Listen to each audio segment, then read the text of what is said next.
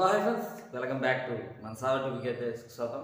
అయితే ఈరోజు మరి చెప్పే టాపిక్ ఏంటంటే టీమిండియా వర్సెస్ ఇంగ్లాండ్ మూడో T20 గురించి అయితే మనం మాట్లాడుకుంటే ఈ మ్యాచ్ అనేది సాయంకాలం 7 గంటలకి అయితే స్టార్ ఫోర్స్లో ప్రత్యక్ష ప్రసారం అనేది అవబోతుంది. అయితే మొత్తం మీద రెండు మ్యాచ్లు అనేది టీమిండియా గెలిచింది. ఫస్ట్ మ్యాచ్ అనేది చాలా ఈజీగా గెలుచుకొని వచ్చింది. రెండో మ్యాచ్ అనేది కొంచెం కష్టపడి వచ్చిందనేది మనం చెప్పాలి. తిలక్ శర్మ ఉండడం, అక్కడ చాలా అద్భుతంగా రాణించడం, ఒంటరి పోరాటం చేసి టీమిండియాని ఒంటి చేతితో గెలిపించడం అనేది కూడా జరిగింది.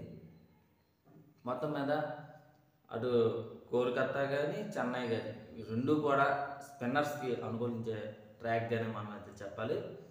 అయితే ఇక్కడ మరి రాజ్కోట్లోనైతే జరుగుతుంది. రాజ్కోట్ పిచ్ అంతా కూడా బ్యాటింగ్ ఫ్రెండ్లీ వికెట్గా మనం చెప్పచ్చు.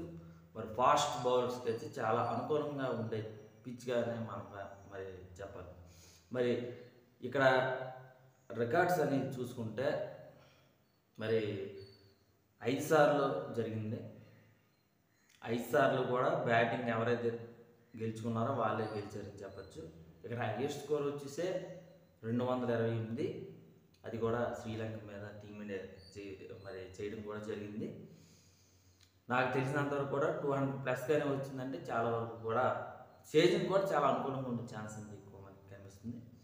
ఒకటి డ్యూఫ్యాచ్ 2 వచ్చినా సరే, ఏమైనా వచ్చినా సరే మరి టీమిండియా కొంచెం కన్ఫ్యూజ్ అయ్యే ఛాన్స్ అనమాట. అంటే ఫీల్డింగ్ అనేది ఎంచుకోవాలా, బ్యాటింగ్ అనేది ఎంచుకోవాలా అనేది చూసుకోవాలి. అయితే ఎలా ఉన్నాయంటే పూర్తిగా కూడా ఎవరైతే టాస్ వాళ్ళైతే బ్యాటింగ్ అనేది ఎంచుకుంటేనే చాలా వరకు కూడా అనుకూలంగా ఉండే ఛాన్స్ అనేది ఉంది అనేది అయితే ఇక్కడ రికార్డ్స్ అనేది స్పష్టంగా మరి చెప్తున్నాయి. ఇక్కడ మంచు పడే ఛాన్స్ ఉంది. మరి సూర్యకుమార్ అనేది టాస్ ఓడిపోతే చాలా బెటర్. ఎందుకంటే కన్ఫ్యూజ్ అనేది ఉంటే అదే పని చేయాలి. లేదు కన్ఫ్యూజ్ లేదు అనుకుంటే క్లియర్ కట్గా టాస్ గెలిచిన టీమిండియా బ్యాటింగ్ అనేది ఎంచుకుంటే చాలా మంచిది అనేది నేనైతే మరి చెప్తున్నాను.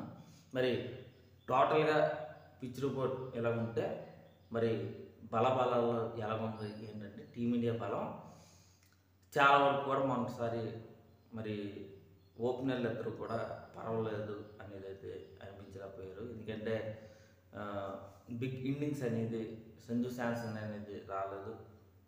మరి షార్ట్స్ బాల్స్కి అవుట్ అవుతున్నాడు సంజు శాంసన్ అయితే, అది చూసుకుని చాలా మంచిది. మరి అలాగా అభిషేక్ అయితే ఉన్నాడు, చాలా మంచి ఫామ్లో అయితే ఉన్నారు అనేది మనం అయితే భావించాలి. సూర్యకుమార్ మీద చాలా వరకు కూడా ఒత్తిడి అయితే ఉన్నాడు. కెప్టెన్సీ మీద కూడా మరి ఈ సూర్యకుమార్ ఎలా రాణిస్తాడు ఏమిటనేది చూడాలి. 2 మ్యాచ్లు కూడా అంతలా ఫామ్ అయితే లేదురా అనేది మనం చెప్పాలి. జోవల్ స్థానంలో మరి దుబే వచ్చే ఛాన్స్ ఉంది. దుబే కూడా మంచిగానే మరి సూపర్ ఫామ్లో అయితే ఉన్నాడని చెప్పాలి. మరి చూడాలి దుబే మరి ఎలాంటి ఫామ్ అనేది కంటిన్యూ చేస్తాడని చూడాలి. మరి రాబోయే ఐపీఎల్లో చెన్నైకి ఎలా అనుకూలిస్తారు ఏంటనేది ఈ ఫామ్ బట్టి చెన్నై అనేది చూసుకుంటుంది. అయితే ఖచ్చితంగా సరే దుబే మంచి ఫామ్లో అయితే ఉన్నాడని చెప్పాలి. మరి బౌలింగ్లో చూసుకున్నా మరి ఐస్దీప్ మరి రవి బేస్మన్ తప్పనిసరిగా పక్కి పెట్టవలసిన పరిస్థితి ఉంది. షమీ వచ్చే ఛాన్స్ ఉంది. మరి ఇక్కడ స్పిన్నర్లో మరి పటేల్, సుందర్, మరి చక్రవర్తి వీళ్ళందరూ కూడా ఉన్నారు. వెరీ ఇంట్రెస్టింగ్ అనే ఉంది అనేది అయితే మనం చెప్పాలి. డెప్త్ బ్యాటింగ్గానే ఉన్నారని చెప్పచ్చు. మంచి బౌలింగ్ కూడా, పేస్ అటాకింగ్ కూడా ఉందనేది మనం స్పష్టంగా మరి చెప్పాలి. మరి చాలా బలంగా అయితే ఉన్నారని చెప్పచ్చు. కొంచెం మిడిల్ ఆర్డర్ చూసుకుంటే చాలా మంచిది. అంటే అటు పాండ్యా నుండి కానీ మరి సూర్యకుమార్ నుండి కానీ కొంచెం అయితే ఫామ్ అనేది వస్తే చాలా మంచిది. మరి ఇంగ్లాండ్ ఫామ్ ఎలా ఉంది అంటే బల్టర్ మినహా చాలా వరకు కూడా ఫెయిల్యూర్స్ అనేది అవుతుందని చెప్పచ్చు. అటు లివింగ్స్టన్ కానీ మరి ఫామ్ అనేది కంటిన్యూ చేస్తే చాలా మంచిది. సాల్ట్ కూడా ఫామ్ పరిస్థితుంది.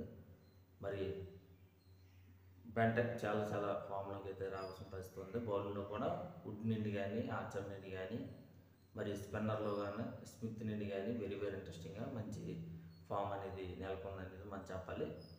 టోటల్ చూసుకుని ఇంగ్లాండ్ పరిస్థితి చాలా అద్భుతంగా అయితే ఉండరా అనేది ఉంది అనేది మనం స్పష్టంగా మనం చెప్పచ్చు. మరి బలవాళ్ళు చూసుకున్న టీం అనేది చాలా బలంగా ఉంది. విజయం మాత్రం టీమిండియాదే అనేది నాకైతే మరి అనిపిస్తుంది. మరి ఎలా ఉండబోతుంది ఏంటని చూసుకుని పరిస్థితి. మరి ఈ వీడియోకి 100 లైక్స్ ఇస్తారని నేను మనసారి కోరుకుంటూ మరి మీ సైనింగ్ ఆఫ్.